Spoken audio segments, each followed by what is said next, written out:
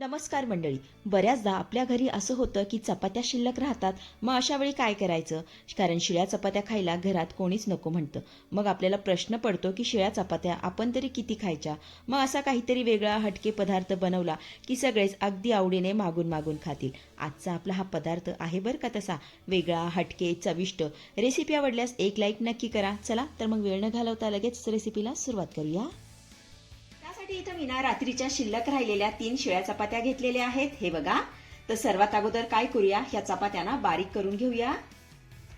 तर आज आपण चपातीना ह्या किसणीवरती बारीक करणार आहोत. त्यासाठी इथं मी ना छोटी किसणी घेतलेली आहे.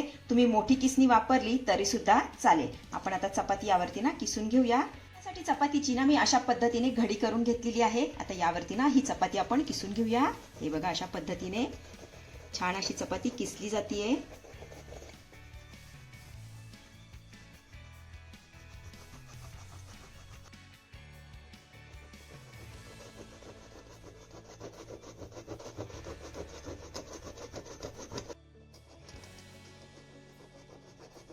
चला, इथे आपल्या सगळ्या चपात्या मस्त अशा बारीक किसून झालेल्या आहेत. हे बघा, आपण आता ह्या एका मोठ्या वाटीमध्ये काढून घेऊया.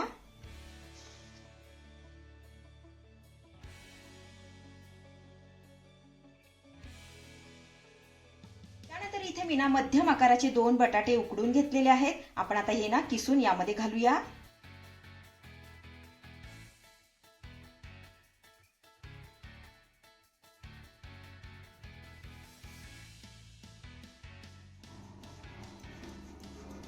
बटाटे आपले किसून झाले की यामध्ये घालूया 1 वाटी बारीक चिरलेला कोबी. नंतर 1 वाटी बारीक चिरलेली कोथिंबीर यामध्ये घालायची आहे. 2 चिरलेल्या हिरव्या मिरच्या यामध्ये घालूया. त्यानंतर यामध्ये आपल्याला 1 चमचाभर आलं लसूणची पेस्ट घालायची आहे. त्यानंतर अर्धा चमचा यामध्ये आपण मिरेपूड घालूया. सोबतच चवीपुरतं मीठ घालायचं आहे. आता काय करायचंय, हे सर्व साहित्य आपल्याला चांगलं एकजीव करून घ्यायचंय. हे छान असं मिक्स करून घेऊया.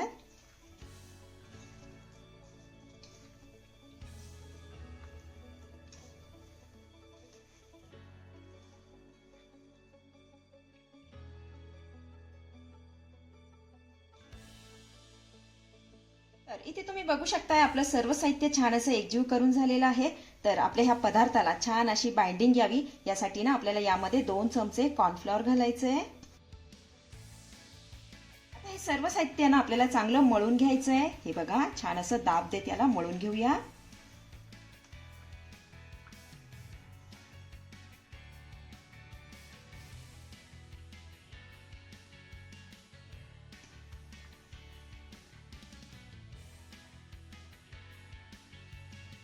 तर इथे तुम्ही बघू शकताय मस्त आपला हा गोळा बनून तयार झालेला आहे. आता काय करायचं, हाताला थोडंसं तेल लावायचं आणि याचे ना छोटे छोटे गोळे आपल्याला तयार करून घ्यायचे.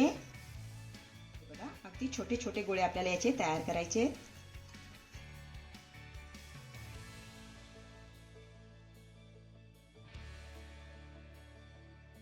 हे बघा, आता अशाच पद्धतीने सगळे गोळे आपण तयार करून घेऊया.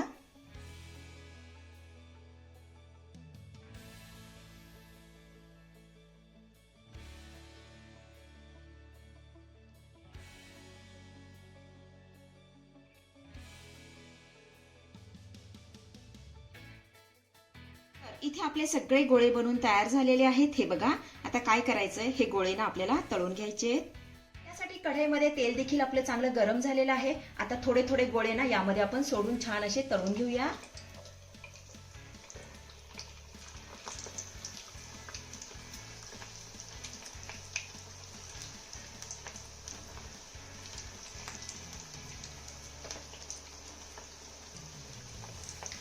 हे गोळे तळत असताना गॅसची फ्लेम ना आपल्याला मीडियम करायची आहे आणि मीडियम फ्लेमवरती हे गोळे ना छान असे सोनेरी रंगावरती तळून घ्यायचे.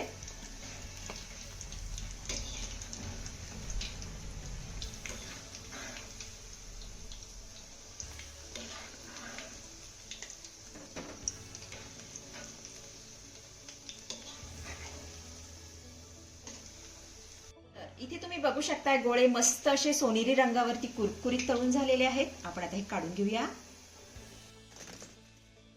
आता अशाच पद्धतीने सगळे गोळे मी तळून घेतेय.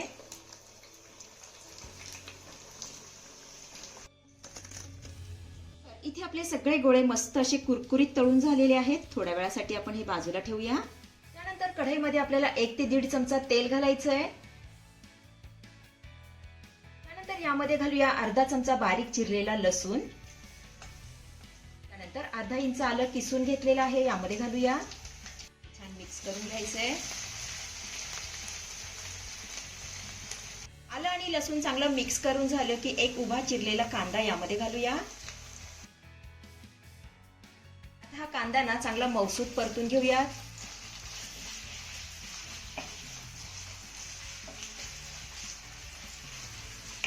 कांदा आपला चांगला मऊसूत परतून झाला की यामध्ये ना आपण थोडासा चिरलेला कोबी घालूया.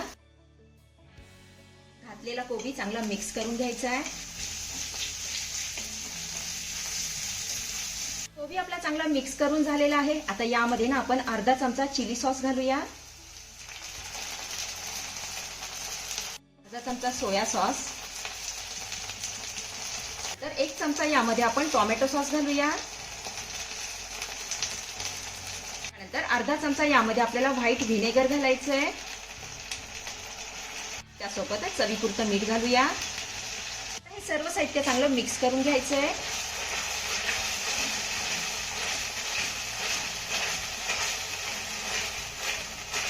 तर इथे आपलं सर्व साहित्य चांगलं मिक्स करून झालं की तळलेले बॉल यामध्ये घालूया. हे गोळे ना आपल्याला 1 ते 2 मिनिटं यामध्ये चांगले परतून घ्यायचे. छान असे मिक्स करून घ्यायचे.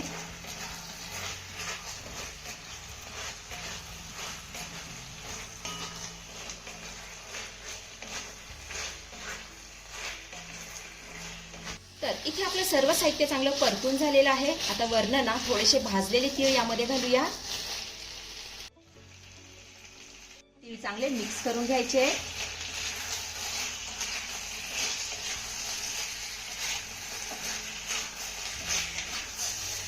तर इथे आपले शिळ्या चपातीचे चटपटीत मंचुरियन बनवून तयार झालेले आहेत. चवीला जबरदस्त लागतात. अतिशय साधी आणि सोपी रेसिपी आहे. नक्की करून बघा. आपण आता हे मंचुरियन काढून घेऊया.